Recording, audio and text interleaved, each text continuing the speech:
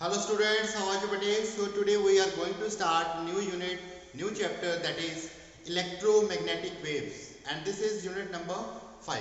Okay, this is very small units, and also only 2 marks question will come from this one unit, and this unit is the electromagnetic waves. In this unit we will study what is the electromagnetic waves. Okay, we will draw its diagram. We will understand what is the source of electromagnetic waves. Okay, how can we produce electromagnetic waves, and also we will study its properties. Then after we will study the electromagnetic spectrum. Okay, the band of 7 different radiations. Okay, then after we will understand its different application part of each radiations part. Then after we will study the transverse natures of electromagnetic waves. Okay, so this is the syllabus part of this one chapter, that is electromagnetic waves. So we will understand now in detail what is the electromagnetic wave. Okay, so let's start. हम start करेंगे बेटे सबसे पहले first of all we will understand what is the electromagnetic waves. Electromagnetic waves क्या होती है बेटे? देखिए, जो हमारे पास एक चार्ज पार्टिकल होता है ना, तो एक्सेलरेटेड चार्ज पार्टिकल जो होगा वो क्या प्रोड्यूस करेगा? Magnetic field. ठीक है, एक्सेलरेटेड चार्ज पार्टिकल क्या प्रोड्यूस करेगा? Magnetic field. और जितनी मैग्नेटिक फील्ड होगी और वो accelerated changing magnetic field further क्या प्रोड्यूस करेगी? Changing electric field. तो दोनों ही जो कंसेप्ट है हमारे पास, electric field as well as magnetic field, दोनों एक दूसरे को प्रोड्यूस करती हैं, and both are travel perpendicular to the direction of propagation. So let's understand. First of all we will discuss its diagram part. तो सबसे पहले हम इसका डायग्राम पार्ट को डिस्कस करेंगे. But in this diagram part we have x y and z part. ठीक है, in x y z component we have here a source of accelerated charge particle. देखिए हमारे पास with respect to time electric field का value क्या होगा? Change. ठीक है, तो वर्टिकल पार्ट जो लॉन्ग y एक्सिस है, तो वर्टिकल पार्ट क्या देगा आपको? Electric field. Vertical part is called electric field.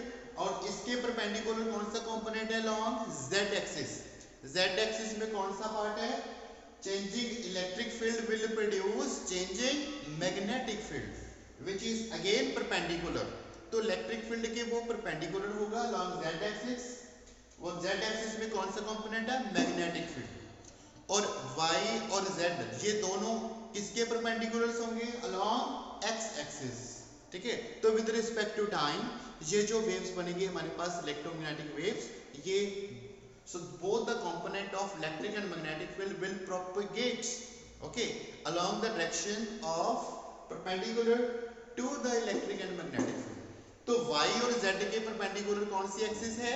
x axis. तो x एक्सिस में with respect to time propagation किसकी होगी? इलेक्ट्रोमैग्नेटिक वेव्स की. ओके, तो बेटे आपको एग्जाम में आ जाएगा draw the diagram of electromagnetic wave.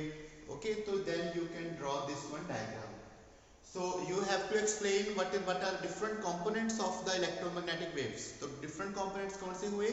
Electric field, magnetic field, direction of propagation along positive direction of positive directions of x-axis with respect to time. तो हमने इसकी डायग्राम को, और इसमें आप कंफ्यूज ना हो जाए, so that we will draw it again for your understanding purpose that how can we draw the diagram. Simple सी बात है बेटे. You have to draw this one along this one. Okay, then after this is z, this one is y, and this is along x axis with respect to time. Okay, the first part जो होगा vertically y axis में कौन सा component जाएगा? Electric field. सो हम यहाँ पे waves बनाएंगे 1 2 and 3. क्लियर? तो यहाँ पे बनेंगे आपका वर्टिकल इलेक्ट्रिक फील्ड, और अलोंग z इस साइड हम कौन सा कंपोनेंट बनाएंगे? Magnetic field. So magnetic field is along this side and along this. ठीक है, इसके बाद देखिए क्या करना हमने. वर्टिकली जो एरोज होंगे that will represents the direction. देखिए 1 2 and 3, 1 2 and 3. जो एरोस का डायरेक्शन होगा वो वर्टिकल होगा, और ये along z axis एरो का डायरेक्शन वर्टिकल से परपेंडिकुलर बना देंगे, इसी को हम नीचे कर देंगे along this to this and this to this. Vertical again vertical again vertical and again verticals. So नीचे है वर्टिकल फिर से आ जाएगा. So along this we will draw its direction. So this is the component of E.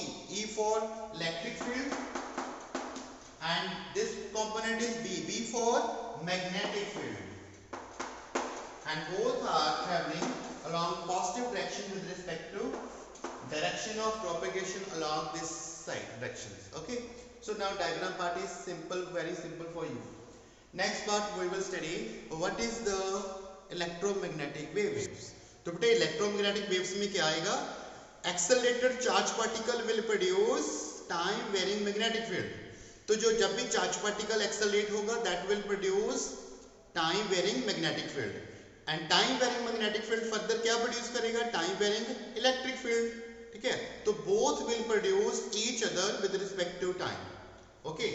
So we will write down its the accelerated charge particle will produce time varying magnetic field which will further produce time varying electric field, and both the magnetic field and electric field are perpendicular to each others and their direction of propagation is also perpendicular to the electric and magnetic field. तो ये देखिए electric और magnetic field दोनों की जो directions होगी perpendiculars होगी और जिनका जो डायरेक्शन ऑफ प्रोपेगेशन होगा दैट इज आल्सो perpendiculars. ठीक है. So this is our definition part of this electromagnetic waves. Now we will understand what is the source of electromagnetic waves. तो बेटे याद रखिए source of electromagnetic waves क्या है? Accelerated charge particle.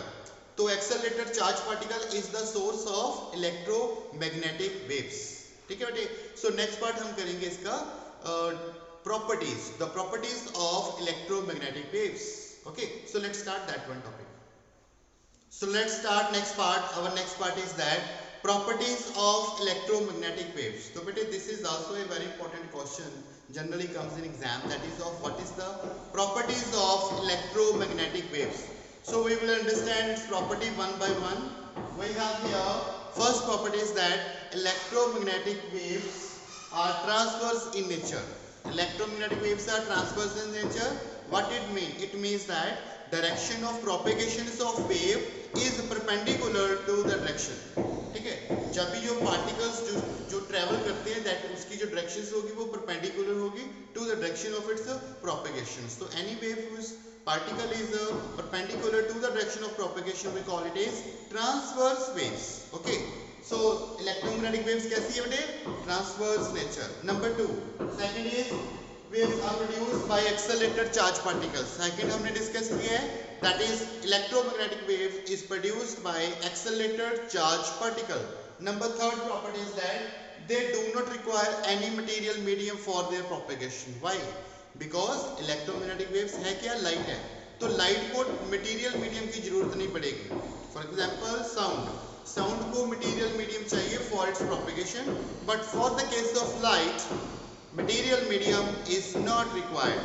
Fourth property is that they travel with the speed of light. जो light है तो electromagnetic wave is also a light. Okay, so it will travel with the speed of light which is the 3 into 10 to the power minus 8 3 into 10 to the power 8 meter per second. So next property is that electromagnetic waves obey the superposition principle. It will obey the principle of superpositions. Means whenever electromagnetic waves will superimpose on each other तो resultant इसकी जो intensity होगी वो ज़्यादा बन जाएगी. ठीक है. तो intensity will increase if the two or more electromagnetic waves will superimpose on each other at a point. Next property is that they do not deflected by electric or magnetic field. तो light है तो this will not deflected by any electric and magnetic field. Next part is momentum. बेटे momentum क्या होता था? Momentum था हमारे पास mass into velocity. तो mass into velocity होता था हमारे पास momentum. तो मोमेंटम का इसमें क्या होता है, momentum is transferred by electromagnetic wave and is given by P is equal to U over C। P is equal to U over C। ठीक है, तो ये वैल्यू किसकी है, मोमेंटम की। तो ये पार्ट कैसे आया, मोमेंटम कैसे आया, ठीक है। इसको अगर करना हो तो U का क्या पार्ट है, U is called energy upon C। C क्या है, speed of light, and P क्या होता है, मोमेंटम। ये कैसे बना ला पता है आपको, so let's understand how it is done. We have two relation, एक होता है बेटे E is equal to mc square और दूसरा होता है momentum E is equal to hb। hb है तो इसको हम c अपॉन लैम्डा। तो दोनों के दोनों रिलेशंस किसके हो गए, एनर्जी के। तो अगर हम दोनों को कंपेयर करें, if we compare you will get here mc square and hc upon lambda. तो c से c will cancel out, c से c हो जाएगा cancel out, and we have here mc is equal to h upon lambda. तो mc क्या होता था, mass into velocity. तो वेलोसिटी किसकी है, लाइट की। तो ये पार्ट क्या बन गया, momentum. This is called momentum h upon lambda, h upon lambda. Further momentum का वैल्यू क्या बन जाएगा, h अपॉन लैम्डा। तो h अपॉन लैम्डा में से हमने वेवलेंथ का इक्वेशन नोट कर लेंगे। वेवलेंथ का वैल्यू कितना आएगा, लैम्डा का वैल्यू क्या आएगा, frequency upon c। Frequency upon c, क्योंकि हमें पता है लैम्डा क्या होता था, फ्रीक्वेंसी अपॉन c। अब आपको ये भी पता बेटे कि एनर्जी का रिलेशन क्या था, E इज इक्वल टू होता है hb। एनर्जी का वैल्यू क्या होता है, E is equal to hb। तो यहाँ पे ऊपर का पार्ट कौन सा आ जाएगा, E। So we get E upon c। तो U को भी हम एनर्जी से रिप्रेजेंट करते हैं और E को भी हमने एनर्जी के साथ रिप्रेजेंट करते हैं। सो इलेक्ट्रोमैग्नेटिक वेव क्या ट्रांसफर करेगा, मोमेंटम। तो ये आपने समझ आया कैसे किया, दोनों इक्वेशंस को कंपेयर करके हमने यहाँ से मोमेंटम का इक्वेशन निकाला। तो this is the value of momentum that is transferred. Next है हमारे पास energy transferred. Energy transferred per second per unit area is called Poynting vector. अगर आपको क्वेश्चन आ जाए what is the Poynting vector, तो पॉइंटिंग वेक्टर क्या होता है, energy of electromagnetic waves transferred per second per unit area, इसको हम बोलते हैं Poynting vector. And the last property हमारे पास है, last property that is intensity of electromagnetic wave is equal to कितना आएगा बेटे, I is equal to half electric field magnetic field upon mu naught. Okay, so these all are the properties of electromagnetic waves. You can do any of 6 to 7. ठीक है, exam में आप सारी के सारी तो नहीं करेंगे बट एटलीस्ट आपको 6-7 प्रॉपर्टीज आपको आनी चाहिए। This is very important. So let's start our next topic now. So let's start our next topic, and our next topic is transverse natures of electromagnetic waves. Transverse nature of electromagnetic wave. This is also very important topic in this one chapters, okay, and this question also comes many times. So let's understand the transverse natures of electromagnetic waves.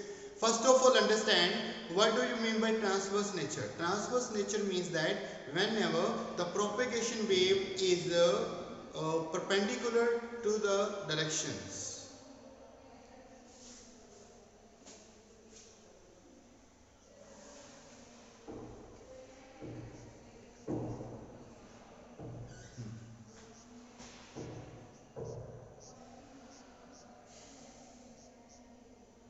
So let's start our next topic. Our next topic is transverse natures of electromagnetic waves. So bete this question is also very important and generally come in exam in 2 marks. So we will understand this one topic, that is transverse nature of electromagnetic waves. सबसे पहले हम study करेंगे transverse nature हम किसे बोलते हैं बेटे. So transverse nature we said that whenever the particle, जो पार्टिकल करेंगे oscillates perpendicular directions to the direction of propagation. तो डायरेक्शन ऑफ प्रोपगेशन के अगर वो पार्टिकल ऑसिलेट करेंगे कैसे, perpendicular, then we said the wave is a transverse nature. If the particle oscillates parallel to the direction of propagation, we said it is longitudinal waves. तो हम इसमें study करेंगे कि ट्रांसवर्स नेचर्स में हमारे पास जो इलेक्ट्रिक फील्ड होता है और magnetic field both are perpendicular to each other, और इन दोनों की जो डायरेक्शन है both are waves are propagates okay perpendiculars. Direction of propagation is also perpendicular to the electric field as well as magnetic field. So हम इसे study करेंगे one by one. तो सबसे पहले हम क्या लिखेंगे, we will understand this one diagram. Okay, so consider we have a three axis x y and z axis. x y z axis पे हमने एक पैरेलल ड्रॉ किया, एक box that is placed on the edges of the three axis x y and z. तो इसमें बेटे हम assume करेंगे कि सबसे पहले जो इलेक्ट्रिक फील्ड है that is moving along positive X axis. तो हम अज्यूम करेंगे कि जो इलेक्ट्रिक फील्ड है वो किस तरफ मूव कर रही है, अलोंग एक्स एक्सिस, जबकि हमें पता है कि इलेक्ट्रिक फील्ड किस तरफ मूव कर रही है, अलोंग वाई एक्सिस. तो अगर हम इसे प्रूफ करेंगे कि इलेक्ट्रिक फील्ड मूव कर रही है प्रोपेगेटिंग अलोंग एक्स एक्सिस, तो अगर ये प्रूफ हमारा रॉन्ग हुआ it means that the wave is transverse in nature. ठीक है, तो हम इसे प्रूफ करेंगे. Let's understand. First of all we have this one box. इसके बेटे कितने फेसेस हैं, 1 2 3 4 5 and 6, टोटल 6 फेस हो गए. तो वेव जो प्रोपेगेट कर रही है electric field that is along x axis. तो एक्स एक्सिस है तो एक्स एक्सिस में कितने प्लेन है, 2. फर्स्ट होगा पॉजिटिव एक्स एक्सिस जिसमें इलेक्ट्रिक फील्ड होगी x, दूसरा होगा नेगेटिव एक्स एक्सिस, उसको बोलेंगे e डैश x, उसका है that is moving backward side पे. ठीक है, तो ये दोनों एक्सिस को हम स्टडी करेंगे. Okay, so let's start. First of all we will prove that electric and magnetic field both are perpendicular to each other to the direction of propagation. ठीक है, इसके लिए फर्स्ट पार्ट है consider a plane of electromagnetic waves propagating along x axis. ठीक है, and rectangular parallelepiped ABCD EFG H placed on the edges of XY Z axis. तो हमने एक पैरेललेपिपेड लिया है बेटे ABCD EFG H, तो इनको साइड्स का हमने नाम रख दिया, तीनों को हमने प्लेस किया along the axis of on the edges of XYZ. इसके बाद हम स्टडी करेंगे इसमें according to the Gauss law. According to the Gauss law क्या आएगा बेटे, net electric field is equal to 0, क्योंकि इसमें इस बॉक्स में हमारे पास इलेक्ट्रिक फील्ड कोई चार्जेस नहीं है. If there is no charge it means that electric field is 0. तो ये टोटल का एरिया कितना था बेटे, ABCD EFG H, टोटल का वैल्यू 0. अगर हम इसे स्प्लिट अप करें कितने फेस में, इस बॉक्स के इस क्यूब के कितने फेस थे, 6 फेस थे. 6 फेस में हम इसे स्प्लिट अप करेंगे. Electric field along the ABCD face, electric field along the ABCD face, electric field along the EFG H along this one face.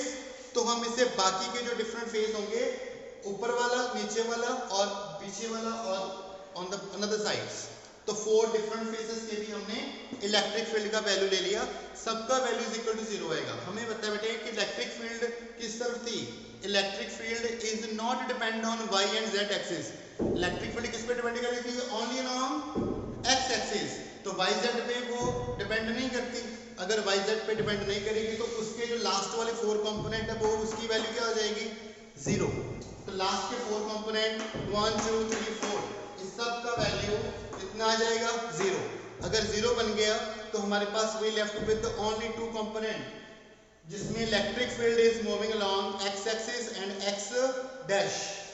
तो हमने इसमें लिख देंगे EX D cos theta, dot product हमने लगा दिया यहाँ पे. तो देखिए पहले में इलेक्ट्रिक फील्ड का डायरेक्शन भी उस तरफ और इस प्लेन का जो फेस है उसका भी डायरेक्शन उस तरफ, तो दोनों में थीटा कितना बनेगा, 0. और जो दूसरा फेस होगा उसमें कितना एंगल आएगा, 180. ठीक है, तो इसमें 0 एंगल होगा, उसमें कितना एंगल होगा, दैट इज 180. तो cos 180 का वैल्यू कितना आएगा बेटे, cos 180 का वैल्यू हो जाता है हमारे पास -1. तो -1 को हम आगे नोटेड डाउन कर लिया and we have taken electric field as the common और बच गया हमारे पास ds. ds क्या था, इट इज द प्रोपेगेशन। तो कितना इसने प्रोपेगेट किया है अलोंग डिस्प्लेसमेंट। तो हमें पता लास्ट में हमारे पास ds आ जाएगा। हमने यहाँ से फिर से डिस्प्लेसमेंट को क्या ले लिया कॉमन। हमें पता है कि इलेक्ट्रोमैग्नेटिक वेव जब ट्रेवल करेगी तो डिस्प्लेसमेंट का वैल्यू जीरो नहीं होगा। अगर s का वैल्यू जीरो नहीं होगा इट मींस दैट ये जो बाकी का फैक्टर है इसकी value is equal to zero होगी।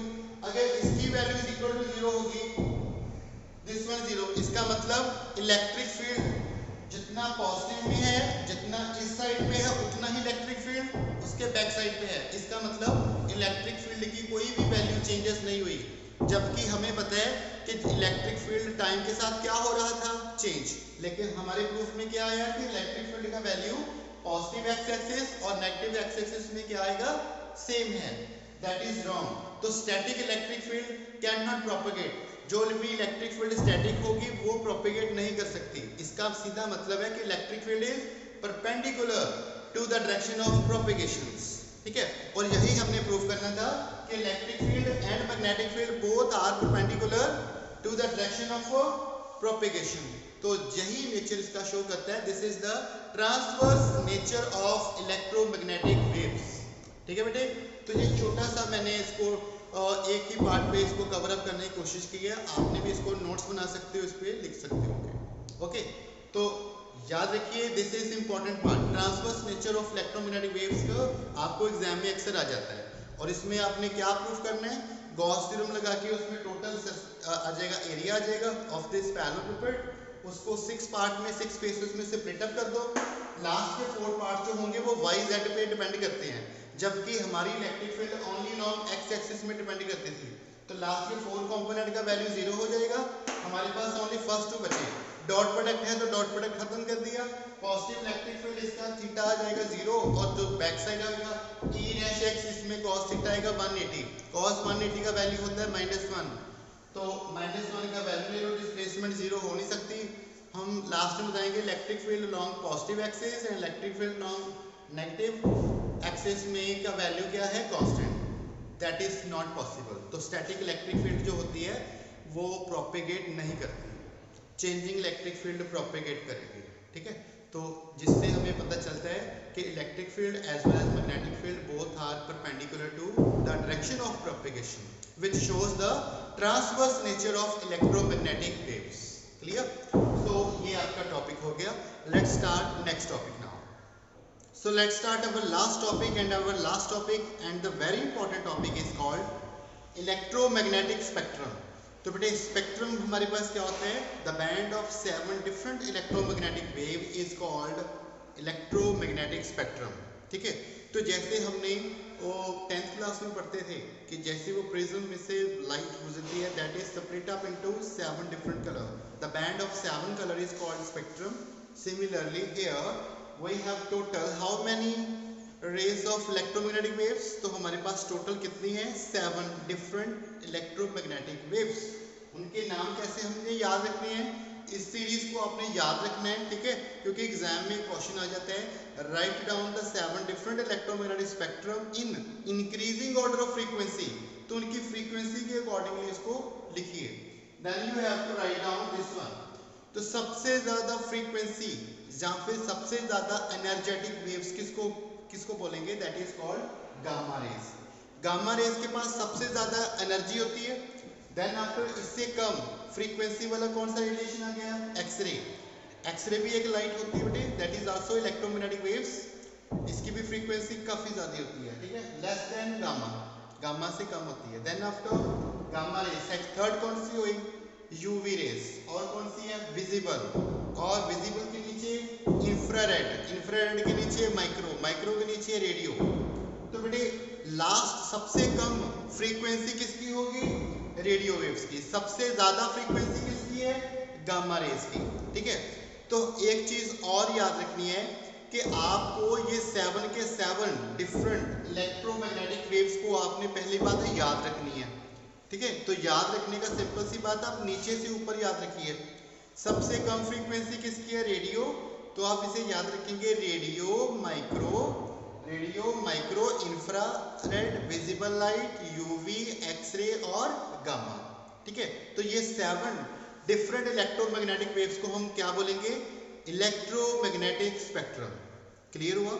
तो आपने इसमें लिखेंगे the band of 7 different electromagnetic waves is called electromagnetic spectrum. इसके बाद इस सब को लिखेंगे, लिखने के बाद इस पे हम लिख देंगे this is the band we call electromagnetic spectrum. एक क्वेश्चन आपको आ जाता है write the electromagnetic waves in increasing order of frequency. तो फ्रीक्वेंसी के अकॉर्डिंगली आपने उसको लिखना है। मान लीजिए यही 7 डिफरेंट वेव्स हैं, इसको आगे पीछे शफल करके दी हुई है, तो आपको पता होना चाहिए कि हमने नीचे से ऊपर जाना है तो सबसे ज़्यादा किसके पास फ्रीक्वेंसी है, सबसे कम किसकी फ्रीक्वेंसी है, उसको आपने अरेंज करना है। अगर आपको ये एक ऑर्डर याद हो गया, इसका मतलब आपके 2 नंबर बन गए बड़े आराम से। ओके, तो याद रखिए कहाँ से हमने ये रिमेंबर रखना है, radio micro infra, radio micro infra, visible, UV, X-ray और गामा। ठीक है, तो ये 7 डिफरेंट इलेक्ट्रोमैग्नेटिक वेव्स होती हैं। ठीक है, नंबर 2, एक हमारे पास एक और रिलेशन होता है फ्रीक्वेंसी और वेवलेंथ। फ्रीक्वेंसी और वेवलेंथ का रिलेशन क्या है, इसको करते दीज आर इनवर्सली प्रोपोर्शनल। ठीक है, अगर इसकी इसकी मतलब जिसकी फ्रीक्वेंसी ज्यादा होगी उसकी वेवलेंथ क्या होगी, कम होगी, जिसकी फ्रीक्वेंसी कम होगी उसकी वेवलेंथ ज्यादा होगी। ठीक है, तो ये बात आपने याद रखनी है। आप मुझे बताइए, मैं अगर आपको क्वेश्चन बोलूं कि इसको लिखिए right down the electromagnetic waves in decreasing order of a wavelength, decreasing order of wavelength, तो आप कैसे लिखेंगे डिक्रीजिंग ऑर्डर ऑफ वेवलेंथ? तो नीचे से ऊपर का एरो हो गया ना इंक्रीजिंग ऑर्डर। तो अगर मैं इसी को लिखी वेवलेंथ के अकॉर्डिंग, तो ये नीचे से ऊपर इंक्रीजिंग ऑर्डर किसका है, फ्रीक्वेंसी का, तो हम ये से लिख देंगे फ्रीक्वेंसी। ठीक है, इंक्रीजिंग ऑर्डर। तो डिक्रीजिंग ऑर्डर किसका हुआ, वेवलेंथ का। तो हम नीचे से यहाँ से एक एरो ड्रा कर दिया, ये ऊपर से नीचे वेवलेंथ इंक्रीज हो रही है, तो ये वेवलेंथ घटा हो गया। सबसे कम वेवलेंथ किसकी है, गामा, उससे कम किसकी है, एक्सरे, उससे कम करते करते करते सबसे ज्यादा मैक्सिमम वेवलेंथ किसकी है, रेडियो वेव्स की। ओके, तो ये जो एरोज हैं, तो एरोज रिप्रेजेंट करेंगे हमने स्टार्ट कहाँ से करना और आगे जा रहे हैं। ठीक है, तो इसी टेबल्स को इंक्रीजिंग ऑर्डर ऑफ फ्रीक्वेंसी और डिक्रीजिंग ऑर्डर ऑफ वेवलेंथ के तौर पे आप इसे लिख सकते हैं। Okay, this is the first part. मान लीजिए यही क्वेश्चन आ जाए आपको, right down the electromagnetic waves in decreasing order of frequency and increasing order of wavelength, तो आप इसे ऐसे कर सकते हैं, एरो को चेंज करना, बाकी सारा कुछ सेम रहेगा, तो एरो को चेंज कर दो। फ्रीक्वेंसी के लिए this is for frequency, this arrow, ये एरो किसके लिए है, फ्रीक्वेंसी के लिए। फ्रीक्वेंसी अब क्या हो रही है, डिक्रीज, मैक्सिमम फ्रीक्वेंसी से कम होते होते होते होते लास्ट में मिनिमम फ्रीक्वेंसी है किसकी, रेडियो वेव्स की। This is decreasing order of frequency और increasing order of wavelength, increasing order of wavelength, नीचे से ऊपर वेवलेंथ क्या होगी, frequency decreasing and wavelength, frequency अगर डिक्रीज हो रही है तो वेवलेंथ क्या होगी, एक second, decreasing order of frequency and increasing order of wavelength. हाँ, इसी को ही बोलेंगे, सॉरी इसको हम नहीं लिखेंगे, we have here only one, this order is, इसी एक एरो को ही बोलेंगे हम, decreasing order of, increasing order of wavelength and decreasing order of frequency, एक में ही आ जाएगा। तो जैसे ही इसकी फ्रीक्वेंसी कम होगी तो इसका मतलब है उसकी वेवलेंथ क्या होगी, इंक्रीज। तो this is the electromagnetic spectrum. तो आपने इस सबको टेबल को याद रखना है और इसको एरो की हेल्प से बताना है कि फ्रीक्वेंसी के अकॉर्डिंगली इंक्रीज कब होता है और डिक्रीज कब होता है। ठीक है, दिस इज द पार्ट। आगे हम इसकी स्टडी करेंगे और जो आपको एग्जामिनेशन में क्वेश्चन पूछे जाएंगे वो होगा बेटे इसका एप्लीकेशन पार्ट। एप्लीकेशन पार्ट में हम समझेंगे what are the application of gamma rays. Gamma rays को हम कहाँ पे यूज करते हैं, तो gamma rays generally used to destroy the cell, this is used for treatment of cancer, this is also used for killing the microbacteria. ठीक है, तो जो हमारे पास माइक्रोबैक्टीरिया है to preserve the food for longer period of time, तो उसके लिए भी हम small exposures of gamma radiations करते हैं। तो कैंसर कॉजिंग सेल्स को, कैंसर कॉजिंग का सेल की ट्रीटमेंट करनी हो तब भी हम कौन सी रेडिएशन को यूज करते हैं, गामा रेज की। तो इसकी हमने दो दो तीन तीन या चार चार पाँच पाँच एप्लीकेशन पार्ट जरूर करनी है, क्योंकि एग्जाम में आपको ज़्यादा एप्लीकेशन पार्ट ही आएगा। 2 नंबर का क्वेश्चन पेपर आएगा सारा इस चैप्टर में से। इलेक्ट्रोमैग्नेटिक वेव्स में से कितना चैप्टर कितने मार्क्स के आएंगे? ओनली 2 मार्क्स, 2 मार्क्स के आएंगे। और 2 मार्क्स में आपको आएगा ज़्यादा इसका एप्लीकेशन पार्ट कि गामा रेज कहाँ पे यूज़ होती है, एक्सरे कहाँ पे यूज़ होती है। एक्सरे का तो हमें मेडिकल इंडस्ट्री में काफ़ी यूज़ है, इंडस्ट्री में काफ़ी यूज़ है, ठीक है। तो सिक्योरिटी में, चेकिंग में, सब जगह एक्सरे यूज़ होते हैं। Then after UV radiation for to checking the handwriting, to checking the painting of how many years old, ठीक है। फॉर ड्राई फ्रूट करने के लिए भी हम इसके यूज़ करते हैं यूवी रेज को। To kill the microorganism, वो यूवी रेडिएशन हम यूज़ करते हैं ना उसमें, वाटर प्योरीफायर में भी, ठीक है। तो यूवी रेडिएशन हम वहाँ पर भी यूज़ करते हैं। विजिबल लाइट का नहीं आएगा। इसके अलावा और किसका करना है? इंफ्रारेड रेडिएशन, माइक्रो और रेडियो, ठीक है। इंफ्रारेड रेडिएशन को हम क्या, कौन सी रेडिएशन बोलते हैं? Heating radiation. वो जो लाइट जो हमें क्या देगी? हीट, जो जिससे हमें हीट मिल देगी, उस रेडिएशन को हम क्या बोलेंगे? कौन सी रेडिएशन है वो? Infrared radiation. आपके घर में एक ट्यूबलाइट है, एक बल्ब है, तो हीट कौन देता है आपको? ट्यूबलाइट के बल्ब। तो अगर बल्ब आपको हीट दे रहा है तो इसका मतलब वो कौन सा इलेक्ट्रोमैग्नेटिक का पार्ट आपको दे रहा है? इंफ्रारेड रेडिएशन का, ठीक है। तो यही वो पार्ट था जो आपको हीट प्रोवाइड करता है। अगर हम लोहड़ी में लकड़ियों को जलाते हैं, ठीक है, तो उसमें भी हम आग को सेकते हैं ना बेटे, तो जो हीटिंग इफेक्ट हमें मिलेगा वहां से फ्रॉम द लाइट से, तो वो कौन सी रेडिएशन है जो आपको हीट करेगी? Infrared radiation. नंबर 2, माइक्रोवेव का सबको पता है। Microwave use for cooking purpose, for also sending signals. Radio waves also use for remote sensing and for also communication, satellite communications. Different parts में आपकी बुक में काफी सारे इसके पार्ट्स गिवन है। तो बेटे याद रखिए सब की वेव्स, ठीक है, ऊपर वाले 3 विजिबल को छोड़ के बाकी के 3, इन सब का आपने 4-4, 5-5 एप्लीकेशन पार्ट जरूर करना है। तो इसी का आप 1 या 2 नंबर में क्वेश्चन आपको आ जाएगा। एक और पार्ट है, सबसे इंपॉर्टेंट बात, वो है आपकी बुक में बेटे है पेज नंबर, मॉडर्न की बुक में आपके पास क्वेश्चन है वेरी शॉर्ट आंसर और short answer type question, frequently asked short type question, ठीक है। उसमें पेज नंबर 918 से लेके 924 तक ये जो 4 पेज है, सारे का सारा 10 ईयर में जितने भी क्वेश्चंस आए हैं सारे के सारे इन 2-4 पेजेस में कवर अप किए हैं। तो जिस बच्चे के ये 2-4 पेजेस कवर अप हो गए, इसकी प्रॉपर्टीज कर ली, इलेक्ट्रोमैग्नेटिक स्पेक्ट्रम कर लिया, ट्रांसवर्स नेचर्स कर ली, इलेक्ट्रोमैग्नेटिक वेव्स होती क्या हैं उसकी रे डायग्राम्स बना ली, ठीक है। और भी हमने जितना भी इसकी स्टडी किया, प्रॉपर्टीज स्टडी की इलेक्ट्रोमैग्नेटिक वेव्स की, तो ये सारे का सारा पार्ट आपको इस चैप्टर्स में आएगा। इसी के साथ आपकी ये वाली जो यूनिट है इलेक्ट्रोमैग्नेटिक स्पेक्ट्रम वो है फिनिश, ठीक है। तो इसमें गिनती के सिर्फ 4-5 ही टॉपिक है, जल्दी से इसे फिनिश कर लीजिए और इसके अच्छे से नोट्स बना लीजिए। And this is all for 2 marks. So next time we will make another video on next topic. Okay, till then, thank you.